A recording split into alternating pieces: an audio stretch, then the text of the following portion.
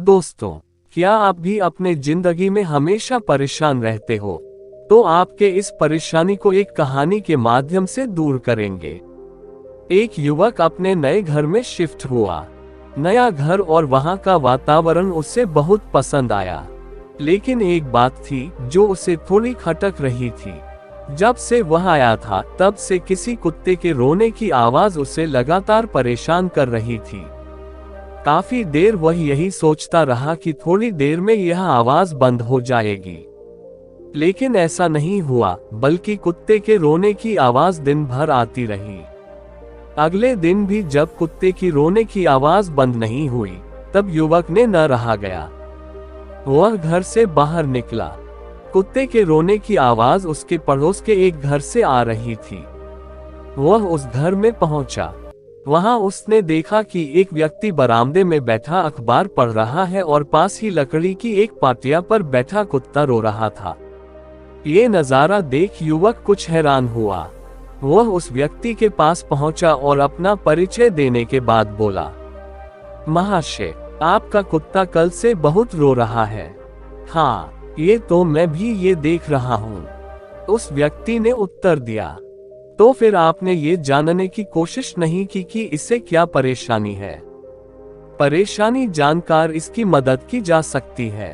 अरे कुछ नहीं, ये एक कील के ऊपर बैठा हुआ है। वो कील इसके पेट में चुभ रही है, इसलिए ये रो रहा है।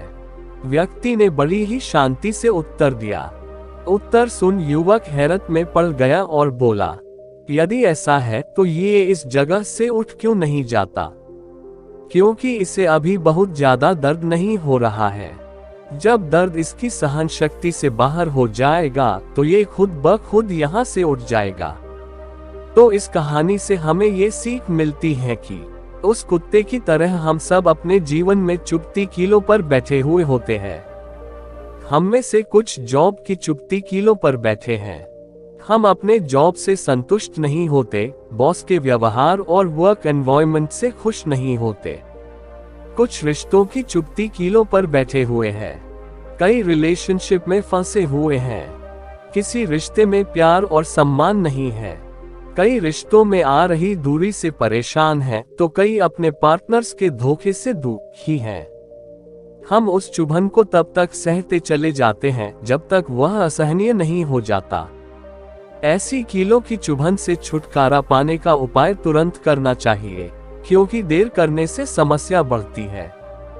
हाथ पर हाथ धर कर बैठे रहने से कोई भी समस्या हल नहीं होती।